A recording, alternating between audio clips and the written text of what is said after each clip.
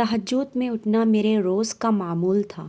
آج تو سردی بھی غضب کی تھی۔ میں چپکے سے اٹھی اور وضو کرنے چل پڑی۔ میں جانتی تھی کہ نیچے ذرا سا بھی شور ہوا تو گھر والوں نے آسمان سر پر اٹھا لینا ہے، اسی لیے چپ چاپ وضو کر کے جائے نماز اٹھا کر چھت پر چلی آئی۔ ابھی نماز کر کے سجدے میں ہی گئی تھی کہ اچانک ایسا محسوس ہوا جس میرے برابر کوئی بیٹھا ہو۔ یہ احساس میرے اوزان خطا کر گیا تھا۔ چھت پر اندھیرا بھی پھیل رہا تھا اور میں اکیلی بھی تھی، لیکن آج سے پہلے کبھی مجھے ایسا محسوس نہ ہوا تھا۔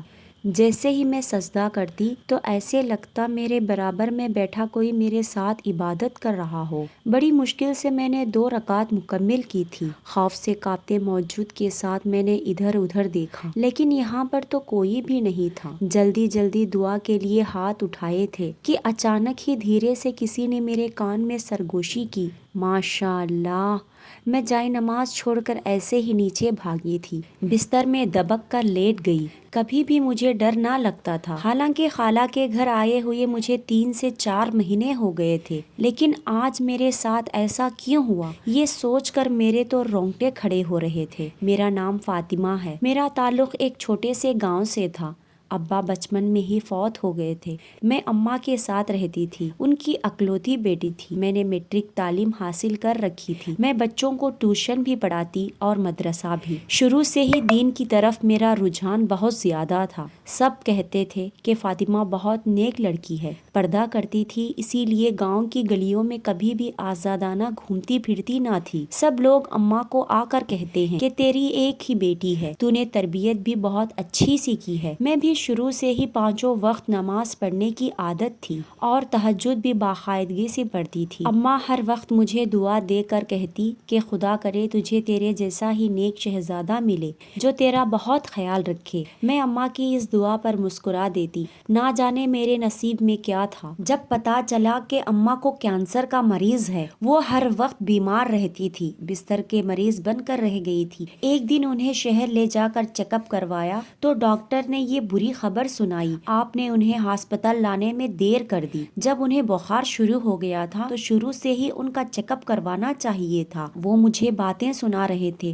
میں سر جھکا کر رہ گئی۔ کیسے ان کے آگے غربت کا رونا روتی کہ ہمارے پاس پھوٹی کوڑی بھی نہیں تھی۔ ایک ٹوٹا پھوٹا کچا گھر تھا جس میں ہم دونوں ماں بیٹی عزت سے زندگی گزار رہے تھے۔ وہ تو گاؤں والے پڑوسی بہت اچھے تھے جو ہم دونوں یتیم عورتوں کا خیال رکھتے تھے، ورنہ اس معاشرے میں تو اکیلی عورتوں کا جینا بہت دشوار ہو جاتا۔ اب میں اکیلی روتی روتی انہیں شہر سے گاؤں لے آئی تھی۔ سارے پڑوسی کے لوگ جمع ہو گئے۔ جب میں نے ان کے سامنے کہا کہ اماں کو کینسر ہے، سب لوگ مجھے تسلی دیتے ہوئے کہنے لگے، بیٹی اپنے آپ کو اکیلا نہ سمجھنا، ہم تیرے ماں کا علاج کرائیں گے۔ لیکن ڈاکٹر نے کہا تھا کہ اماں کا کینسر آخری سٹیج پر ہے، بھلے ہی جتنا علاج کروا لو، اماں کی زندگی 6 مہینے سے زیادہ نہیں ہے۔ شہر میں رہنے والی خالہ جو کبھی کبھی 10 یا 12 سالوں میں اماں سے ملنے آتی تھی، اماں کس بیماری کی خبر سن کر آئی، پھر اماں نے اس کے سامنے ہاتھ جوڑے اور کہنے لگی، ذکیہ میری بیٹی کا خیال رکھنا، میں تو جلدی ہی خبر کے ڈھیرے میں بن جاؤں گی، لیکن تو نے میری بیٹی کو اپنے ساتھ لے کر جانا ہے، اکیلا نہیں چھوڑنا۔ ذکیہ خالہ نے ان سے وعدہ کر لیا تھا کہ میں فاطمہ کو اپنے ساتھ لے جاؤں گی۔ یوں بمشکل 4 مہینے جی کر اماں ہمیشہ کے لیے دنیا چھوڑ کر چلی گئی۔ رو رو کر میری حالت بری تھی، میرے دل میں کسی طور پر صبر نہ آ رہا تھا۔ تبھی پڑوسن اٹھ کر میرے پاس آئی اور کہنے لگی، بیٹی اللہ سے صبر مانگو، جب ہی تمہیں صبر آئے گا، تم اتنی نیک ہو، اللہ تمہاری ضرور مدد کرے گا۔ اس غم سے نکلنے میں وہی سب کا رہنما ہے۔ ان کے سمجھنے پر میں اٹھی اور جائے نماز بچھا کر اللہ سے مدد طلب کرنے لگی اور اپنی ماں کے لیے دعا کرنے لگی کہ اسے جنت میں جگہ ملے۔ دنیاوی زندگی تو ان کی سسک سسک کر گزاری تھی، لیکن آخرت میں وہ ایک اچھی زندگی کے حقدار بن جائے۔ اپنی ماں کے لیے دعا کر کے میرے دل میں تھوڑا سکون محسوس ہوا تھا۔ پھر اماں کے مرنے کے 3 دن بعد خالہ مجھے اپنے ساتھ شہر لے آئی، لیکن یہاں پر میرا کچھ خاص استقبال نہ بنا ہوا تھا۔ خالہ کی بیٹیاں مجھے بڑی عجیب نظروں سے دیکھ رہی تھی تو دوسری طرف ان کے بیٹے بھی ناک منہ چڑھا رہے تھے۔ خالو کا رویہ بھی بڑا عجیب سا تھا، وہ میرے یہاں آنے پر خوش دکھائی نہ دیتے تھے۔ میں شرمندی سی ہو گئی تھی، شدید ایک بوجھ کی طرح۔ خالہ مجھے اپنے ساتھ یہاں لے آئی تھی، لیکن دوسرے دن ان کی بات پر میرا دل دکھ سے بھر گیا جب وہ اپنی بیٹیوں سے کہنے لگی، ارے مجھے کام کاج کا مسئلہ ہوتا ہے، اچھا ہے یہ گونگی بے زبان لڑکی اس گھر میں آ گئی ہے، کم سے کم گھر کا کام تو کر لیا کرے گی، تم ہڈ حراموں سے تو گھر کا کام بھی نہیں کیا جاتا۔ دوسرے ہی دن انہوں نے سارے گھر کی ذمہ داری میرے سر پر ڈال دی، کیا پکانا ہے، کیا صفائی کرنی ہے، جھاڑو پوچھا کرنا، کپڑے دھونے تک کی ذمہ داری میرے کندھوں پر آ گئی تھی کہ مجھے نماز پڑھنے کا وقت بھی بمشکل سے نکالنا پڑتا، اور مجھے تو تہجد کی نماز پڑھنے کی بھی عادت تھی، اسی لیے جب بھی میں تہجد کے لیے اٹھتی تو ذرا سا آواز پر خالہ اٹھ کر کہتی کہ آدھی رات کو شور نہ کیا کرو، سب کی نیند خراب ہوتی ہے۔ میں ان کی بات پر شرمندہ ہو جاتی، اسی لیے چپ چاپ اٹھ کر چھت پہ جا کر نماز پڑھتی، لیکن آج تو کچھ میرے ساتھ ہوا تھا، اس سے محسوس کر کے میں بری طرح خوف زدہ ہو گئی تھی۔ میں نے باقاعدہ اپنے پاس کسی کو بیٹھا ہوا محسوس کیا تھا۔ خالہ کے چھت پر صرف ایک ہی کمرہ بنا ہوا تھا اور وہ کمرہ خالی پڑا تھا، اس میں سارے گھر کا کوڑ کباڑ اور سارا فالتو سامان رکھا تھا۔ ایک عجیب سی خوف نے مجھے اپنے لپٹ میں لے لیا تھا، اب میں چھت پر جانے سے کترانے لگی، اسی لیے نیچے ہی نماز پڑھنے کی کوشش کرتی، لیکن اس دن میں کپڑے دھو رہی تھی جب خالہ کہنے لگی کپڑے چھت پر ڈال کر آ جاؤ، صحن میں دھوپ نہیں، مجھے اوپر چھت پر جاتے ہوئے ڈر لگ رہا تھا، لیکن خالہ کی بات سے انکار بھی نہیں کر سکتی کیونکہ بے دام کی غلام تھی، اسی لیے اوپر کپڑے ڈالنے چھت پر چلی آئی۔ ابھی کپڑے سکھا ہی رہی تھی کہ اچانک ایسا محسوس ہوا جیسے اندر سے قرآن پاک پڑھنے کی آواز آ رہی ہو۔ میں حیران تھی کہ یہ آواز کیسی، کیونکہ جب میں یہاں آئی تھی حالانکہ گھر میں قرآن پاک پڑھنا تو دور کی بات ہے، کوئی نماز بھی نہ پڑھتا تھا۔ عجیب سی منحوسیت اس پورے گھر میں چھائی رہتی، دل چاہ رہا تھا کہ کمرے میں جا کر دیکھوں کہ کون ہے جو اس وقت قرآن پاک کی تلاوت کر رہا ہے۔ یہی سوچ کر سارے کپڑے سکھائی اور دروازہ کھول کر جھانکنے لگی، لیکن اندر تو سناٹا چھایا تھا، لیکن کمرے میں عجیب سی خوشبو پھیلی ہوئی تھی۔ کمرے میں سارا پرانا سامان رکھا تھا، لیکن بہت صاف ستھرائی تھی، جیسے صفائی کا یہاں کوئی خاص خیال رکھتا ہو۔ عجیب و غریب خیالات لیے میں واپس نیچے آ گئی۔ سارے کپڑے دھونے کے بعد دوپہر کے کھانے کی تیاری کرنے لگی۔ خالہ کی دونوں بیٹیاں بہت ہی ہڈ حرام تھی، دونوں کالج جاتی تھی، کسی کام کو ہاتھ بھی نہ لگاتی ہو۔ سارے گھر کی ذمہ داریاں میں کندھے پر آ گئی تھی، لیکن ایک دن حیران رہ گئی جب خالہ کہنے لگی چھت پر جو کمرہ ہے اس کی صفائی کر دینا، کیونکہ میں چاہتی ہوں کہ اوپر کسی کرایہ دار کو رکھ لوں، چند پیسوں کا آسرا ہی ہو جائے گا، گھر میں ویسے بھی بڑی پریشانیاں چل رہی ہیں۔ خالہ کو کیسے کہتی کہ مجھے اس کمرے میں جاتے ہی ڈر لگتا ہے، میں بالکل گونگی بن کر یہاں رہ رہی تھی، نہ کسی سے زیادہ بحث کرتی اور نہ ہی کسی کام سے انکار کرتی۔ پھر خالہ کی بات مانتے ہوئے چھت پر چلی آئی، سارا کوڑا کباڑ نکال کر صحن میں رکھ دیا۔ میں صفائی کر رہی تھی جب مجھے ایک سفید موتیوں والی خوبصورت تسبیح سامان کے اندر سے ملی، وہ اس قدر حسین تھی کہ میں نے بے اختیار سے اسے اپنے پاس سنبھال کر رکھ لیا۔ میں کسی کو بھی اس کے بارے میں بتانا نہیں چاہتی تھی، کتنی خوبصورت تسبیح ہے یہ، میں خوش ہو گئی تھی، پورا کمرہ صاف ستھرا ہو گیا تھا۔ جیسے ہی میں صفائی کر کے پیچھے ہٹی، اچانک مجھے ایسا محسوس ہوا جیسے کوئی میرے پیچھے کھڑا ہو۔ میں نے پلٹ کر دیکھا، لیکن وہاں کوئی بھی نہ تھا۔ اس وقت اس کمرے میں اکیلی کھڑی تھی، میں نے قدم کمرے سے باہر رکھا تھا کہ اچانک کسی نے میرے کان میں سرگوشی کی۔ شکریہ۔ خوف سے میں تھر تھرا گئی تھی، بھاگتی ہوئی نیچے گئی۔ خالہ نے مجھے یوں بھاگتے ہوئے دیکھا تو حیرت سے کہنے لگی، کیا ہوا، تو نے کوئی بھوت دیکھ لیا کیا؟ خالہ، وہاں چھت پر مجھے عجیب سا محسوس ہوتا ہے، کیا وہاں پر کوئی اسیب وغیرہ ہے؟ یہ سن کر خالہ کی بیٹی زینب زور زور سے ہنسی اور کہنے لگی، لو، آج تک تو ہمیں وہ اسیب دکھائی نہیں دیا، لیکن اسے آتے ہی یہاں پر جنات نظر آنے لگے۔ میں کانپتی آواز میں کہنے لگی، میں سچ کہہ رہی ہوں، 2-3 دفعہ میں نے وہاں آوازیں سنی ہیں، لیکن وہاں کوئی بھی نہیں ہوتا۔ خالہ کہنے لگی، ارے جو کوئی بھی ہے، ہمیں اس سے کیا لینا دینا، اب ویسے بھی اس کمرے کو میں کرائے پر دینے والی ہوں، بندی آمدنی کا بندوبست ہو جائے گا۔ لیکن میری بات کا کوئی یقین نہ کیا تھا، لیکن پھر ظہر کا وقت ہوا تو میں نماز پڑھنے لگی۔ تسبیح ہاتھوں میں لے کر تسبیح پڑھنے لگی۔ وہ تسبیح بہت خوبصورت تھی، سفید موتیوں والی۔ بے اختیار میں نے اسے چوم لیا تھا۔ میں اسے بہت ہی سنبھال کر رکھنے والی تھی۔ گھر کے اندر والا راستہ بند کر کے چھت کی طرف سے دوسرا راستہ نکال لیا گیا تھا اور پھر اسے کرائے پر دینے کا فیصلہ کیا گیا۔ ابھی تھوڑے ہی دن ہوئے تھے جب کوئی کرایہ دار اس کمرے میں رہنے لگا۔ اندر کا راستہ بالکل بند کر دیا گیا تھا۔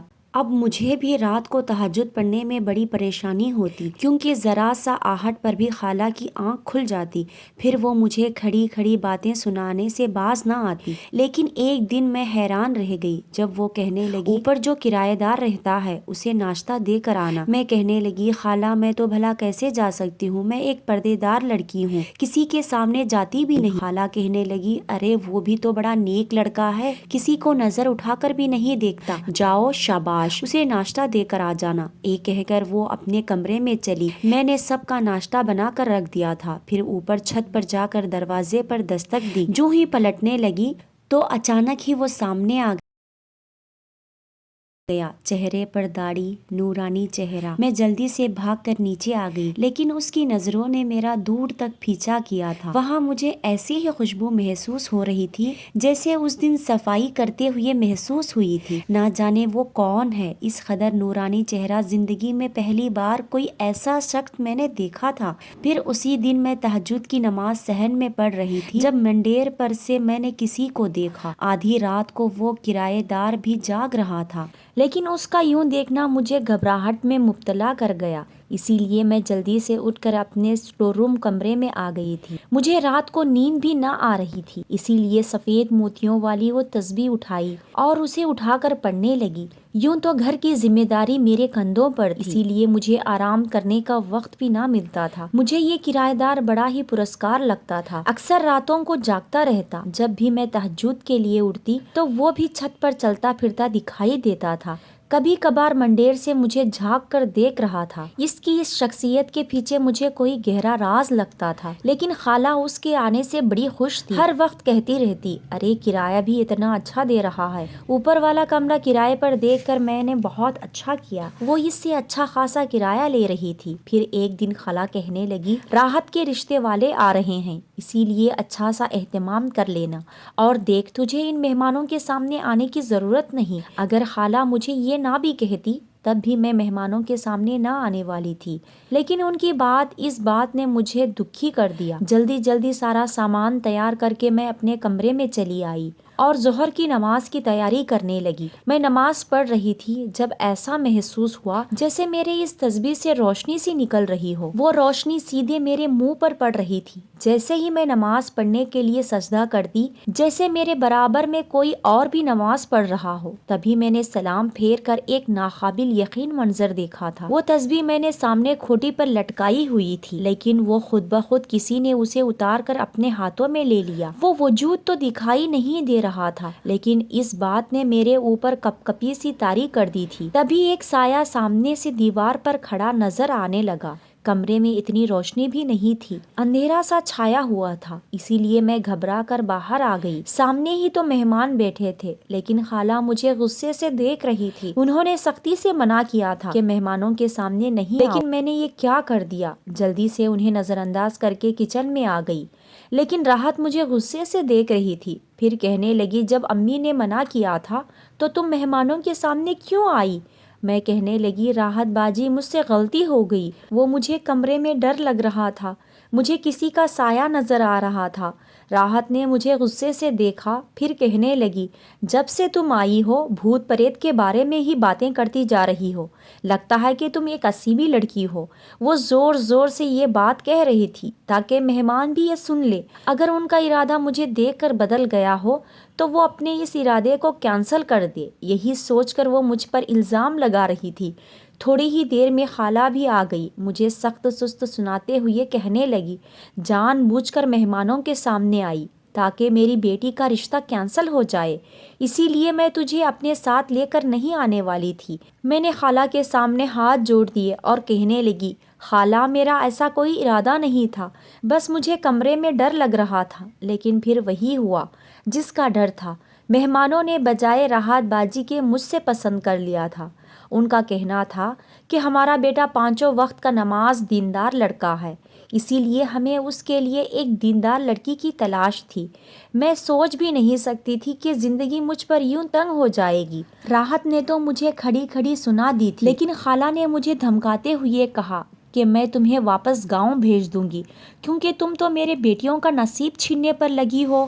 گھر میں بھی کوئی مجھ سے سیدھے سے بات نہیں کر رہا تھا، میں ہر وقت روتے رہتی۔ اس رات بھی میں نماز پڑھ رہی تھی، سب گھر میں سو رہے تھے، لیکن میں اکیلی جاگ رہی تھی جب اچانک مجھے اپنے کان میں عجیب سی سرگوشی سنائی دی۔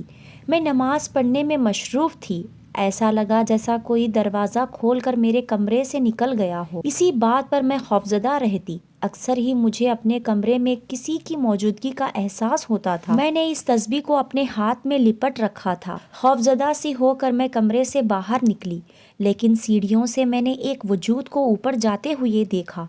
تو یہ کیا کرایہ دار تھا جو رات کو میرے کمرے میں آنے کی کوشش کر رہا تھا؟ یہ سوچ کر مجھے شدید غصہ آیا۔ پھر صبح اٹھ کر میں خالہ سے کہنے لگی کہ آدھی رات کو وہ کرایہ دار نیچے آیا تھا، اس کا بھلا کیا کام ہے؟ خالہ نیچے آنے کا ایسا لگ رہا تھا جیسے وہ میرے کمرے تک آیا ہے۔ خالہ نے غصے سے مجھے دیکھا، پھر کہنے لگی 4 دن ہوئے وہ تو گھر خالی کر کر چلا گیا ہے۔ میں تو بڑی خوش تھی کہ کوئی کرایہ دار مل گیا، لیکن دیکھو کیسی منحوسیت چھائی ہوئی ہے کہ وہ بنا بتائے ہی یہ گھر چھوڑ کر چلا گیا۔ خالہ کی بات سن کر میں تو حیران رہ گئی۔ میں نے تو اپنی آنکھوں سے اسے اوپر سیڑھیوں کی طرف جاتے ہوئے دیکھا تھا۔ اگر وہ کرایہ دار نہیں تھا تو پھر کون تھا؟ خالہ نے رشتے والوں کو صاف انکار کر دیا تھا۔ ان کا کہنا تھا کہ اگر میری شادی کر دی تو پھر گھر کا کام کاج کون کرے گا؟ انہوں نے مجھے گھر کے کام کے لیے تو اس گھر میں رکھا تھا، مجھے اس بات کا کوئی دکھ نہیں تھا۔ ویسے بھی جس کے ماں باپ نہیں ہوتے اسے ساری زندگی ایسے ہی صبر کر کے جینا پڑتا ہے، اور یہی سب میرے ساتھ ہو رہا تھا۔ میرا سب سے بڑا سہارا تو خدا تھا، خدا کی ذات جس کی وجہ سے میں زندہ تھی۔ بار بار دل کرتا کہ میں اپنی ماں کی خبر پر جاؤں۔ کتنے دن ہو گئے تھے میں واپس اپنے گاؤں نہ گئی تھی، لیکن خالہ سے کہنے کی ہمت بھی نہ ہوئی، کیونکہ گھر میں کوئی بھی مجھے سیدھے سے منہ سے بات نہ کرتا۔ لیکن ایک دن میں حیران رہ گئی، جب میں سو رہی تھی تو آدھی رات کو کوئی دروازہ کھول کر اندر آیا، تو میں نیم غنود کی کیفیت میں تھی، کیونکہ پورا دن گھر کا کام کاج کرتی رہتی، اسی لیے تھکی ہاری بستر پر لیٹ کر ڈھیر ہو جاتی تھی۔ لیکن آج میں نے کسی کو اپنے کمرے میں آتا ہوا محسوس کیا، تو ایسے ہی نیند میں آنکھیں کھول کر دیکھا، حیران رہ گئی۔ وہ خالو تھے جو میرے کمرے میں نہ جانے کیا کر رہے تھے۔ مجھے یوں جاگتے دیکھ کر ہڑبڑا کر کہنے لگے، ارے بیٹا تجھے چائے کا بولنے آیا تھا، سر میں درد ہو رہا ہے، چل جلدی سے چائے بنا دے۔ میں گھبرا کر اٹھ بیٹھی تھی، بھلا آدھی رات کو خالو میرے کمرے میں کیوں آئے تھے؟ میں نے دیکھا رات کے 2 بج رہے تھے۔ میں نے اٹھ کر چائے بنائی، خالہ بے خبر سو رہی تھی، پورا گھر ہی مدہوش تھا، لیکن خالو اپنی بیٹی کو بھی تو چائے کا کہہ سکتے تھے، انہوں نے مجھے ہی کیوں کہا؟ میرے پورے وجود میں سنسنی سی دوڑ گئی تھی۔ اب مجھے نیند تو نہ آ رہی تھی، اسی لیے ہاتھ میں وہی تسبیح لے کر خدا کو یاد کرنے لگی۔ تھوڑی ہی دیر میں تہجد کا وقت ہو گیا تو وضو کرنے کے لیے باہر آ گئی۔ خالو جاگ رہے تھے، اسی لیے کمرے میں جانے کا دل نہ کر رہا تھا۔ جائے نماز لے کر میں اوپر چھت پر چلی آئی۔ صحن میں نماز پڑھ رہی تھی، جب نماز ختم ہوئی تو میں نے کسی کا سایہ زمین پر دیکھا۔ وہ لمبا چوڑا وجود تھا جو بالکل میرے پیچھے کھڑا تھا۔ اب میرے پورے وجود میں سنسنی دوڑ گئی، یہ سب میرا وہم نہیں تھا، کچھ تو وجہ تھی جو میرے ساتھ یہ سب ہو رہا تھا۔ میں جب بھی چھت پر آتی تھی کسی کی موجودگی کا احساس بڑی شدت سے ہوتا تھا۔ میں نے گھبرا کر رونا شروع کر دیا۔ کسی سے یہ بات کہتی تو سب مجھے ہی الزام لگاتے کہ میں بھوت پریت کا ذکر بہت کرتی ہوں یا پھر ایک عصیب زدہ لڑکی ہوں، اسی لیے میں کسی سے بات کہہ بھی نہیں سکتی تھی۔ مجھے روتے ہوئے دیکھ کر وہ عجیب سا سایہ لمبا ہوتا چلا گیا اور سامنے والی دیوار میں پیوست ہو گیا۔ ہیروں کی طرح چمکتی ہوئی وہ سفید تسبیح ابھی بھی میرے ہاتھ میں تھی۔ میں پلٹ کر نیچے جانے والی ہی تھی، لیکن اچانک مڑتے ہی کسی کی وجود سے ٹکرائی۔ وہ لمبا چوڑا وجود سفید لباس پہنے نورانی چہرہ لیے میرے سامنے کھڑا تھا۔ میں حیران پریشان رہ گئی۔ یہ تو وہی کرایہ دار تھا، لیکن خالہ تو کہہ رہی تھی کہ یہاں سے چلا گیا ہے۔ آپ یہاں کیا کر رہے ہیں؟ میں گھبرا کر اس سے کہنے لگی، میں اپنی ایک قیمتی چیز لینے آیا ہوں، تم نے وہ چیز اپنے پاس رکھ لی ہے، اسی لیے مجھے بے چینی ہو رہی ہے۔ کون سی چیز؟ میرے پاس تو ایسی کوئی چیز نہیں، میں گھبرا کر اس سے کہنے لگی۔ وہ تمہارے ہاتھ میں ہے، اس نے تسبیح کی طرف اشارہ کیا تھا۔ تو کیا یہ تسبیح تمہاری ہے؟ اس نے مسکرا کر دیکھا، پھر کہنے لگا، ہاں یہ تسبیح میری ہے، میں ہر نماز کے بعد باقاعدہ اسے پڑھتا ہوں۔ یہ بہت خاص تسبیح ہے، یہ کوئی عام تسبیح نہیں، بلکہ اس میں ہیرے کے موتی چڑھے ہیں۔ میرے پیروں تلے سے زمین نکل گئی تھی، اس کی جگمگاہٹ کو میں ایسے ہی سمجھتی تھی، گمان بھی نہ تھا کہ یہ ہیروں کی تسبیح ہوگی۔ بے اختیار میں اسے دیکھتی گئی، میری آنکھوں میں بے یقینی دیکھ کر وہ کہنے لگا، یہ ہمارے قبیلے کے شہنشاہ جنات کا دیا ہوا خاص تحفہ ہے، یہ میرا ہے، اسی لیے جب جب میں اسے تمہارے ہاتھوں میں دیکھتا ہوں تو مجھے بے چینی سی ہو جاتی ہے۔ لیکن تم بھی ایک نیک اور دیندار لڑکی ہو، اسی لیے مجھے خوشی ہے کہ تم نے اس کا استعمال بہت اچھا کیا۔ اس کی بات پر میرے چہرے پر ہوائیں اڑ گئی تھی۔ شہنشاہ جنات کا تحفہ، یہ انسان کیا کہہ رہا ہے؟ میرے چہرے پر خوف دیکھ کر وہ کہنے لگا، گھبراؤ مت، میں کافی عرصے سے کسی کام کی وجہ سے یہاں پر رہتا ہوں، کسی کو میرے بارے میں خبر نہیں، میں ایک جن زاد ہوں۔ اب تو میں خوف سے کانپ کر رہ گئی تھی، مجھے یقین نہ آ رہا تھا کہ سامنے کھڑا جنزاد سچ میں ہی مجھے اپنے آس پاس محسوس ہوتا تھا۔ یہ میرا گمان نہیں تھا بلکہ حقیقت تھی۔ میری آنکھوں میں دیکھتے ہی وہ کہنے لگا، یہاں سے تھوڑی دور ایک پرانا قبرستان ہے، میں وہاں پر ایک خاص عمل کرنے آیا تھا۔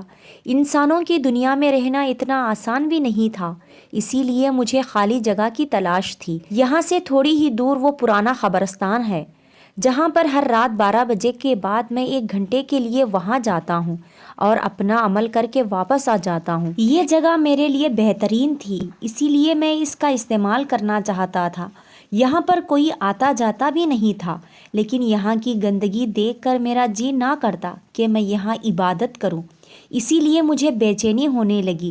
لیکن جب سے تم اس گھر میں آئی ہو مجھے عجیب سی خوشبو محسوس ہوتی ہے، تمہارا وجود بہت پاکیزہ ہے، تم ایک نیک دیندار لڑکی ہو، اسی لیے تم نے اپنی نیکی کی خوشبو اس پورے گھر میں پھیلا دی ہے اور مجھے بھی مسحور کر دیا۔ میں چاہتے ہوئے بھی یہ جگہ چھوڑ کر جانے کو تیار نہیں، صرف تمہاری وجہ سے اس دن تم نے میرے کمرے کی صفائی کی تو مجھے بہت خوشی ہوئی۔ اب میرا پورا کمرہ صاف ستھرا ہے، لیکن یہ گھر اور اس میں رہنے والے لوگ بڑے ہی بد فطرت ہیں جو تم جیسی نیک لڑکی کی نیک فطرت کا فائدہ اٹھانا چاہتے ہیں۔ اسی دن میں اپنی یہ ہیروں والی تسبیح یہیں پر بھول گیا تھا جسے تم نے اپنے پاس رکھ لیا، لیکن تم اس کی حقیقت نہیں جانتی تھی کہ یہ کس قدر قیمتی ہے۔ اس تسبیح کی وجہ سے مجھے واپس کرایہ دار بن کر اس گھر میں آنا پڑا، لیکن پھر بھی میں نے اسے تم سے واپس نہ لیا کیونکہ تم اس سے بہت محبت کرتی تھی۔ جس حقیقت سے اسے پڑھتی تھی اسے دیکھ کر میرا دل نہ چاہتا کہ میں تمہیں اس سے واپس لے لوں۔ دوسری طرف میں اپنے دل کی بات کرنا چاہتا ہوں کہ میں اپنے دل پر اختیار نہ رکھ سکا۔ ایسے لگتا ہے کہ مجھے تم جیسی نیک لڑکی سے عشق ہو گیا ہے۔ اس جنات کی ان خوفناک باتوں نے میرے ہوش اڑا دیے تھے۔ میرے ہاتھ میں جو موجود سفید ہیروں والی تسبیح اچانک ہی سے زمین پر گرنے لگی تھی، لیکن اس سے پہلے ہی اس نے اپنے ہاتھوں میں تھام لیا۔ پھر وہ مسکراتے ہوئے کہنے لگا، میں اسے تم سے واپس لینے نہیں آیا بلکہ اپنے دل کی سچائی بتانے آیا ہوں۔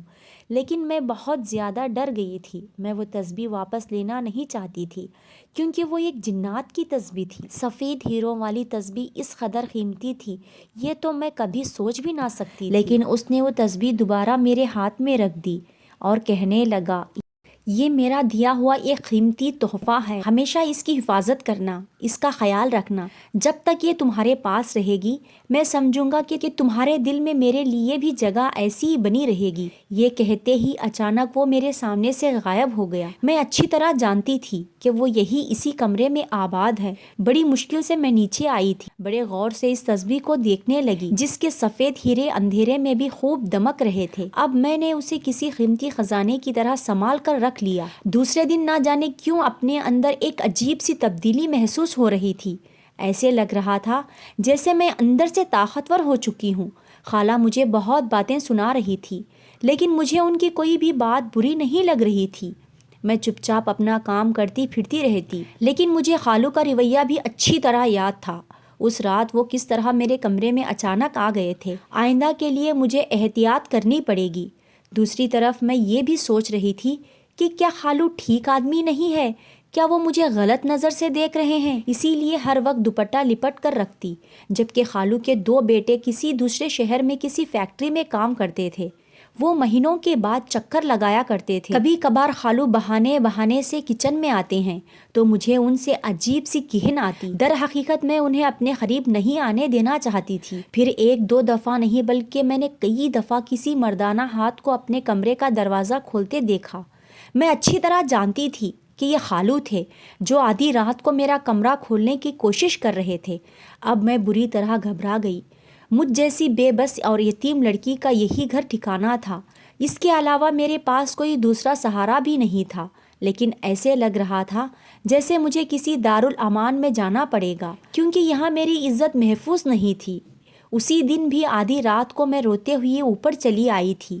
نہ جانے کیوں میں سب سے چھپنا چاہتی تھی، لیکن اسی دن جن زاد نے مجھے روتے ہوئے دیکھ لیا تھا، تبھی تو اس کی خوشبو مجھے اپنے پاس محسوس ہوتی۔ میں نے نظر اٹھا کر دیکھا، وہ محبت بھری نظروں سے مجھے دیکھ رہا تھا۔ اس کی نظروں سے میں بری طرح گھبرا رہی تھی۔ پھر وہ کہنے لگا، گھبراؤ مت، تمہاری حفاظت کرنے کے لیے یہاں موجود ہوں۔ میں تمہارا محافظ ہوں، تمہیں کوئی غلط انسان چھو بھی نہیں سکتا۔ اس سے پہلے ہی میں اس کا برا اشر کر دوں گا۔ اس کی بات سن کر میں حیران رہ گئی تھی۔ اب ایک عجیب سا احساس مجھے ہر وقت اپنے گھیرے میں لے رکھتا۔ ایسے لگتا جیسے میں اکیلی نہیں ہوں، کوئی ہے میری حفاظت کرنے کے لیے اور مجھے کسی سے کوئی خطرہ نہیں۔ یہ سوچ کر میں اپنے آپ کو خوش کرتی رہتی تھی، لیکن تبھی گھر میں شادی کا ہنگامہ گوج اٹھا۔ راحت کی شادی ہو رہی تھی۔ وہ خالہ کی سب سے بڑی بیٹی تھی۔ گویا کہ اس کی عمر بہت زیادہ ہو گئی تھی، لیکن پھر بھی ایک اچھا رشتہ اسے مل گیا تھا۔ مجھ پر پہلے سے بھی زیادہ کام بڑھ گئے تھے۔ اب مجھے اپنی نمازیں پڑھنے کا وقت بھی نہ ملتا۔ جب بھی میں نماز پڑھنے کے لیے کمرے میں جاتی تو خالہ کہتی کہ کام سے بچنے کے لیے نماز کا بہانہ کرتی ہے، لیکن ایک رات میرا ہاتھ اسی جلد بازی میں بری طرح جل گیا۔ کمرے میں بیٹھ کر اکیلی رو رہی تھی۔ کسی کو اتنا خیال بھی نہ تھا کہ وہ میرے ہاتھ پر مرہم بھی لگا دیتا یا مجھے کوئی دوا ہی دلوا دیتا، تو اپنے جلے ہوئے ہاتھ کو دیکھ کر سسک رہی تھی۔ جب روتے روتے یوں ہی سو گئی تو ایسا محسوس ہوا جیسے کوئی میرے ہاتھ کو چھو رہا ہو، کوئی میرے ہاتھ پر دوا لگا رہا تھا۔ میں نے جیسے ہی آنکھ کھول کر دیکھا تو یہ ایک لیپ تھا جو نہ جانے کس نے میرے ہاتھ پر لگا دیا تھا۔ میں حیران تھی کہ یہ کس نے لگائی ہے۔ حیرت سے ادھر ادھر دیکھا، تبھی سامنے کھڑے وجود پر میری نظر پڑی۔ مسکراتی ہوئی نظروں سے دیکھتا وہ جن ذات مجھے محبت بھری نظروں سے دیکھ رہا تھا، اس کے احساس پا کر میں پھر سے جی اٹھی تھی۔ وہ بڑی نرمی اور مہربانی سے کہنے لگا، مجھے تمہارے دکھ تکلیف کا احساس ہے۔ کیا تم ایک خوشحال زندگی نہیں گزارنا چاہتی؟ کب تک اپنی دکھی سے لڑتی رہو گی؟ میں اداس ہو کر کہنے لگی، میں ایک یتیم لڑکی ہوں، میرے سر پر ہاتھ رکھنے والا کوئی بھی نہیں، میری ساری زندگی یوں ہی گزر گئی۔ تبھی وہ گہری نظروں سے مجھے دیکھتے ہوئے کہنے لگا، بس چند دن انتظار کر لو، اس کے بعد تمہاری زندگی ہمیشہ کے لیے بدل جائے گی۔ یہ کہنے کے ساتھ ہی وہ میرے سامنے سے غائب ہو گیا۔ میں نے صبح اٹھ کر اپنے زخم دیکھا، وہ بالکل ٹھیک ہو گیا تھا۔ گھر میں مہمان آنا شروع ہو گئے تھے، کیونکہ 2 دن بعد ہی شادی تھی۔ خالہ نے میرے بھی 2 جوڑے بنائے تھے۔ میں مکمل حجاب کرتی تھی، اسی لیے دوپٹہ سر پر اوڑھے میں گھر کا کام کاج کرتی پھرتی رہتی تھی۔ تبھی شادی میں آیا ہوا ایک نوجوان میرے آگے پیچھے پھرنے لگا۔ اس کی نظروں سے مجھے خوف محسوس ہو رہا تھا، ایسے لگتا جیسے وہ بھی مجھے غلط نظروں سے دیکھ رہا ہے، لیکن میں حیران رہ گئی۔ جب شادی کے بعد وہ اپنی ماں کو رشتہ کے لیے لے کر آ گیا۔ وہ بہت امیر خاندان سے تعلق رکھتے تھے، انہیں اپنے بیٹے کے لیے ایک شریف لڑکی کا رشتہ چاہیے تھا۔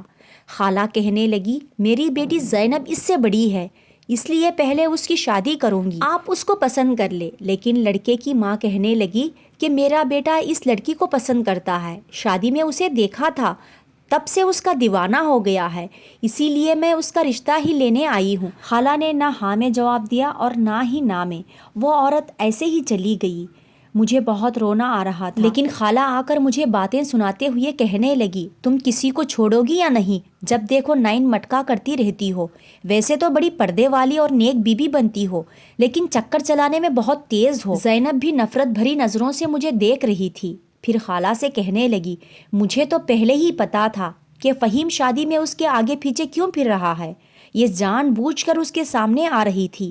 اپنے اوپر لگے یہ الزام کو سن کر میں کچھ بھی نہ بول سکی۔ میں نے اپنا معاملہ اللہ پر چھوڑ دیا تھا۔ رات کو میں تہجد کی نماز پڑھنے لگی تو سسک سسک کر رو رہی تھی، لیکن اس سے پہلے ہی مجھے ایک بھاری آواز سنائی دی، تلاوت کرنے کی خوبصورت آواز۔ میں اپنے کانوں سے سن رہی تھی، چپ چاپ وہ تلاوت سنتی رہی۔ میں جانتی تھی کہ یہ تلاوت کرنے والا کون ہے، یہ وہی نیک جن ذات تھا جو ہمیشہ مجھے تسلی اور دلاسا دیتا تھا۔ پھر میں نے وہ سفید ہیروں والی تسبیح اٹھائی اور خدا کو یاد کرتے ہوئے اپنے دل کو ڈھارس دینے لگی۔ تھوڑی ہی دیر بعد وہ جن ذات میرے سامنے آیا تھا جسے دیکھ کر مجھے ہمیشہ حوصلہ ملتا تھا۔ وہ مجھے روتے ہوئے دیکھ کر غضبناک ہو گیا، پھر کہنے لگا، چاہو تو اپنی طاقت سے 1 منٹ میں اس گھر والوں کو برباد کر دوں گا، لیکن یہ بد فطرت میرے اندر نہیں۔ اگر تم اپنے کیے کا بدلہ ان سے لینا چاہتی ہو تو مجھے بتاؤ۔ وہ شدید غصے میں تھا۔ میں نے نفل میں سر ہلا لیا اور اس سے کہنے لگی، بس میں اپنے نصیب کا انتظار کر رہی ہوں کہ آگے میری قسمت میں کیا ہونے والا ہے۔ اگر خدا نے میری قسمت میں اچھا لکھا ہوگا تو وہ مجھے مل کر رہے گا، پھر دنیا کی کوئی طاقت میرے نصیب کو نہیں بدل سکتی۔ میرا اتنا پختہ یقین دیکھ کر وہ کہنے لگا، یقیناً تمہارے ساتھ بہت اچھا ہونے والا ہے کیونکہ تم خدا کی نیک بندی ہو۔ اس کی اس بات سے میرے چہرے پر مسکراہٹ دوڑی تھی۔ وہ ہمیشہ ہی مجھے حوصلہ اور تسلی دیتا تھا۔ پھر اگلی رات وہ جن ذات میرے پاس آیا اور کہنے لگا، میں اپنی یہ قیمتی سفید ہیروں کی تسبیح ہمیشہ کے لیے تمہیں دے کر جا رہا ہوں، کیونکہ آج رات میرا عمل مکمل ہو گیا ہے، اب میری ضرورت ختم ہو گئی، تو مجھے اس گھر میں رہنے کا کوئی حق نہیں۔ تمہارے سوا میری موجودگی سے کوئی بھی خبردار نہیں تھا، لیکن اگر تمہیں کبھی بھی کوئی پریشانی ہو تو مجھے بس ایک بار یاد کر لینا، میں ہمیشہ تمہاری حفاظت بن کر تمہارے پاس موجود رہوں گا، کسی بھی مصیبت کو تمہارے قریب آنے نہیں دوں گا۔ اب میں ہمیشہ کے لیے اپنے قبیلے میں جا رہا ہوں، لیکن تمہاری خبر گیری کرنے کے لیے ہر چاند کی 14 تاریخ کو تمہارے پاس ضرور آؤں گا۔ اس کے جانے پر میں بہت اداس تھی، میری آنکھوں میں آنسو آ گئے تھے۔ اس جن ذات کی وجہ سے میں اپنے آپ کو اکیلا نہ سمجھتی تھی، لیکن پھر وہ چلا گیا مجھے اکیلا چھوڑ کر، لیکن اس کی دی ہوئی وہ قیمتی تسبیح میرے پاس حفاظت سے رکھی تھی۔ لیکن خالہ نے میرے ساتھ کیا کیا تھا؟ محلہ میں رہنے والے ایک غریب آدمی کا رشتہ آیا تو انہوں نے جھٹ پٹ میری منگنی اس کے ساتھ کر دی اور 1 مہینے کے بعد شادی کی تاریخ رکھ دی۔ میں سوچ بھی نہیں سکتی تھی کہ وہ میرے ساتھ ایسا کرے گی۔ وہ لوگوں کو باتیں سناتے ہوئے کہتی، یتیم بھانجی ہے، ایسے میں بھلا کہاں سے اس کی شادی کا بندوبست کروں گی، اسی لیے بس 4 جوڑوں میں رخصت کر دوں گی۔ میں جانتی تھی کہ اماں نے میرے لیے کچھ بھی جمع نہیں کیا تھا، سارے پیسے تو ان کے بیماری پر لگ گئے تھے۔ خالہ نے واقعہ ایسے ہی کیا، 4 جوڑے خریدے اور مجھے سادگی سے نکاح کر کے اس آدمی کے ساتھ رخصت کر دیا، لیکن میری نگاہیں کسی اور کو تلاش کر رہی تھی۔ شادی سے 1 رات پہلے میں اسی جن زادے کا انتظار کرنے لگی، لیکن وہ میرے پاس آیا، مجھے روتے ہوئے دیکھ کر کہنے لگا، تمہارا نصیب بہت اچھا ہے، دیکھنا آگے جا کر تم کتنی خوش رہو گی، وہ آدمی بہت نیک ہے، تمہیں خوش رکھے گا۔ لیکن میں اپنے دل کی حالت کا کیا کرتی؟ میں حیران تھی کہ میں بھی اس جن ذات کے عشق میں مبتلا ہو گئی تھی۔ جس طرح مجھے اس کی آنکھوں میں اپنے لیے عشق کا سمندر نظر آتا تھا، ایسے ہی مجھے لگتا کہ میں بھی اس سے محبت کرنے لگی ہوں، لیکن وہ مجھ سے مل کر میرے سامنے سے غائب ہو گیا۔ دوسرے دن میں رخصت ہو کر اس آدمی کے گھر آ گئی تھی جو عمر میں مجھ سے بہت بڑا تھا۔ پھر وہ شادی کی رات میرے سامنے آیا اور کہنے لگا، میرے گھر میں تو چاند اتر آیا ہے، مجھے اپنی نصیب پر یقین نہیں آ رہا ہے، بچپن سے ہی میں نے اپنی یتیم کا عذاب سہا ہے۔ میں ایک میکینک کی دکان پر کام کرتا ہوں، غریب آدمی ہوں، لیکن تمہیں خوش رکھوں گا۔ میں نے اس کی کسی بھی بات کا کوئی جواب نہیں دیا تھا۔ اب میں اس غریب کے گھر میں رہنے لگی جو گھر سیلن زدہ تھا۔ ہر رات میں جن زادے کی دی ہوئی خوبصورت تسبیح دیکھتی جو ہیروں کی بنی ہوئی تھی، لیکن وہ اس جن زادے کی نشانی تھی۔ میں اس تسبیح کو دیکھ کر بہت خوش ہوتی تھی، لیکن گھر کے حالات بھی اتنے اچھے نہ تھے۔ میں یہ غربت زدہ گھر میں آئی تھی، میں نے سوچ لیا تھا کہ دوبارہ پلٹ کر خالہ کے گھر نہ جاؤں گی. انہوں نے نہ جانے مجھے کس بات کا بدلہ لیا ہے. اگر وہ کسی یتیم لڑکی پر احسان کر رہی تھی تو مجھ پر یہ ظلم ڈھانے کی کیا ضرورت تھی. لیکن ایک دن میرا شوہر پریشان چہرہ لیے گھر آیا اور کہنے لگا کہ آج مجھ سے ایک گاڑی کا نقصان ہو گیا. وہ گاڑی بہت مہنگی تھی لیکن گاڑی سٹارٹ کرتے ہوئے اچانک ہی دیوار سے ٹکرا گئی. اس کا خمیزہ مجھے بھگتنا پڑے گا. میں بہت زیادہ پریشان ہوں کیونکہ گاڑی قیمتی ہے، کیونکہ گاڑی کی قیمت لاکھوں میں ہے. اس کا مالک تو مجھے جان سے مار دے گا. وہ بہت پریشان لگ رہا تھا. انہیں یوں پریشان دیکھ کر میں بھی شدید پریشانی میں مبتلا ہو گئی تھی. لیکن اسی رات وہ جن ذات میرے پاس آیا اور سرگوشی میں کہنے لگا اپنے شوہر کی مدد کرو، اس وقت اسے تمہاری مدد کی ضرورت ہے. لیکن میرے پاس تو کچھ بھی نہیں ہے، میں بھلا اس کی مدد کیسے کر سکتی ہوں. تب وہ مسکرا کر کہنے لگا وہ ہیرے تمہارے کب کام آئیں گے، اس سے تم اپنی قسمت بدل سکتی ہو. اس کی بات سن کر میں حیران رہ گئی. لیکن وہ ایک تسبیح ہے، میں بھلا اس تسبیح کو کیسے بیچ سکتی ہوں. میری بات سن کر وہ مسکرایا، پھر کہنے لگا یہ شہنشاہ جنات کے دیے ہوئے قیمتی تحفے ہیں جو میں نے تسبیح کی صورت میں اپنے پاس حفاظت سے رکھے ہوئے تھے. لیکن اب تم ان کے مالک ہو. یہ تسبیح نہیں، در حقیقت خوبصورت قیمتی ہیرے ہیں. اگر تم ایک ہیرے کو بھی یہاں پر فروخت کرو گی تو اس کی قیمت لاکھوں میں ہوگی.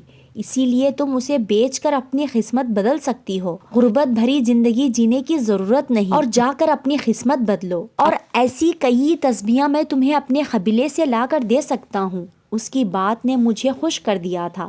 دوسرے ہی دن میں نے اپنی قسمت آزمانے کا فیصلہ کیا اور اس تسبیح کا ایک دانہ لے کر دکان پر چلی گئی. واپس آئی تو میرے پاس لاکھوں روپے تھے. میں نے اپنے شوہر کو دیے تو وہ حیران رہ گیا. پھر میں نے اسے بتایا کہ میرے پاس جنات کا دیا ہوا ایک قیمتی تحفہ ہے. اسے یقین نہ آیا تھا، لیکن جیسے ہی میں نے وہ تسبیح دکھائی تو وہ حیران رہ گیا اور خوش بھی نظر آیا. پھر کہنے لگا مجھے شروع سے ہی ایسے لگتا تھا کہ تم پر کسی جنات کی خاص نظر ہے، کیونکہ اکثر میں نے تمہارے ارد گرد ایک سائے کو منڈلاتے ہوئے دیکھتا تھا. جب بھی تم اپنے نصیب پر ہوتی تھی تو مجھے تم اکیلی نہیں نظر آتی، بلکہ تمہارے ساتھ کوئی بیٹھا ہوا بھی دکھائی دیتا تھا جو تمہیں دیکھتا رہتا تھا.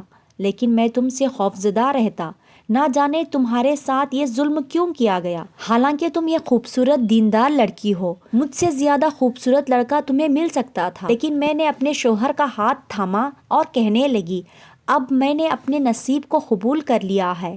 مجھے آپ سے محبت ہو گئی ہے کیونکہ خدا نے آپ کو میرے نصیب میں لکھا ہے. یہ سن کر میرا شوہر بہت خوش ہوا. پھر اس دن سے ہی ہم دونوں نے اپنی قسمت بدل دی تھی. سارا نقصان پورا کرنے کے بعد میرے شوہر نے ایک بہت بڑا شو روم اوپن کیا اور اسی کالونی کے ایک خوبصورت گھر میں ہم دونوں میاں بیوی خوش رہنے لگے. تھوڑے ہی دن بعد مجھے خوشخبری ملی کہ میں ماں بننے والی ہوں. اس خبر نے میرے شوہر کو بہت خوش کر دیا تھا. وہ مجھے بار بار کہتے کہ تم میری خوش نصیبی ہو. جب میں نے اپنا بڑا سا گھر خریدا تو یہ خبر خالہ کو بھی پہنچ گئی. پھر وہ مجھ سے ملنے کے لیے میرے گھر آئی تو کہنے لگی یہ راتوں رات اس غریب کی قسمت کیسے بدل گئی. میں نے تو تمہیں اس کے ساتھ اس لیے شادی کیا تھا کہ وہ ایک فقیر ہے، کیونکہ تم نے تو میری بیٹیوں کا نصیب چھیننے کی کوشش کی، اسی لیے میں تمہیں برباد کرنا چاہتی تھی. میں کہنے لگی خالہ میں نے ان کا نصیب نہیں چھینا، آپ نے دونوں بیٹیوں کی شادی اپنی مرضی سے کی ہے. اب زینب کی بھی منگنی ہو چکی تھی، لیکن خالہ کا کہنا تھا کہ زینب کے سسرال والے ٹھیک نہیں، اسی لیے میں نے وہ منگنی توڑ دی ہے. خالہ اب بھی مجھے اپنی بیٹیوں کی بربادی کا ذمہ دار سمجھتی تھی، حالانکہ میں نے تو کبھی کسی کو بدوا نہ دی تھی. لیکن خالہ کے دل میں میرے لیے بہت برائی تھی، اسی لیے میں نہیں چاہتی تھی کہ وہ اب آنا جانا رکھے. ویسے بھی میں اب حاملہ تھی، ایسی حالت میں مجھے سکون کی ضرورت تھی، لیکن خالہ کی باتیں مجھے بے سکونی میں مبتلا کر دی تھی. پھر اسی دن میں اپنی طبیعت میں عجیب سی اداسی محسوس کر رہی تھی جب وہ جن ذات میرے سامنے آیا. اس نے شیشے کی بوتل میں ایک لال شربت مجھے پینے کے لیے دیا. میں حیران تھی کہ یہ کیا ہے. وہ مسکرا کر کہنے لگا یہ جن زادیوں کا خاص شربت ہے، جب وہ حاملہ ہوتی ہیں تو اسے پی لیتی ہیں. اسے پینے کے بعد انہیں کوئی تکلیف محسوس نہیں ہوتی. اس لیے تمہارے لیے خاص جڑی بوٹیوں والا شربت بنا کر لایا ہوں. اس جن ذات کی مہربانی پر میں حیران رہ گئی تھی. پھر میں نے وہ شربت پی لیا تو اپنی طبیعت میں خاص آرام محسوس کرنے لگی. پھر 9 مہینے ایسے ہی گزر گئے کہ پتہ ہی نہ چلا اور میں نے خوبصورت سے بیٹے کو جنم دیا. بیٹے کو پا کر ہم دونوں میاں بیوی بہت خوش تھے. پھر میں نے اپنے شوہر سے کہا کہ میں اپنی ماں کی خبر پر جانا چاہتی ہوں کیونکہ کئی سال ہو گئے میں اس گاؤں نہ گئی تھی. پھر جب میں اپنے شوہر اور بیٹے کے ساتھ گاؤں گئی تو سارے گاؤں والے مجھے دیکھ کر حیران رہ گئے. کہنے لگے فاطمہ تم تو شہر جا کر بالکل ہی بدل گئی ہو. تمہاری قسمت کتنی اچھی نکلی. اب میں ان گاؤں والوں کو کیسے بتاتی کہ میری قسمت کتنی بری تھی. میں نے لوگوں کی اذیت ناک باتوں کو کتنے سال برداشت کیا لیکن میری قسمت بدلنے والا وہ نیک جن ذات تھا جو خالہ کے گھر میں مجھے ملا تھا. خالہ کے گھر میں مجھے سوائے دکھوں اور تکلیفوں کے کچھ بھی نہ ملا لیکن اس جن ذات کی صورت میں مجھے ایک اچھا دوست ضرور مل گیا تھا جو ہر موڑ پر میرا کام آتا ہے. آج بھی جب بھی مجھے اس کی ضرورت ہوتی ہے تو میں اس کو ایک بار اسے یاد کرتی ہوں لیکن وہ میری مدد کرنے کے لیے ضرور آتا ہے. پھر میں اپنے شوہر کے ساتھ اماں کی خبر پر گئی لیکن ایسا محسوس ہوا جیسے سامنے والے درخت کے پیچھے سے چھپ کر کوئی مجھے دیکھ رہا ہو. میرا شوہر دوسری طرف گاؤں کے کسی آدمی سے بات کر رہا تھا. میں چپکے سے اٹھ کر اس درخت کی طرف آئی تو میرے پیروں تلے زمین نکل گئی. یہ تو وہی جن ذات تھا جو مجھے چپ چپ کر درخت کے پیچھے سے دیکھ رہا تھا. میں نے حیرانی سے پوچھا کہ تم یہاں؟ تو وہ کہنے لگا ہاں تم جہاں جاؤ گی میں تمہارے پیچھے آؤں گا کیونکہ میرا عشق ایسا ہے جو مجھے سکون نہیں دیتا. تم آج بھی میرا عشق ہو. اس کی اس بات پہ مجھے بہت دکھی کر دیا تھا. سچ میں وہ نیک جن ذات تھا جو مجھے بہت ہی محبت کرتا تھا لیکن وہ آج بھی کبھی کبھار مجھ سے ملنے کے لیے چلا آتا اور اسے اپنے سامنے دیکھ کر میں اپنے دل میں عجیب سی خوشی محسوس کرتی ہوں.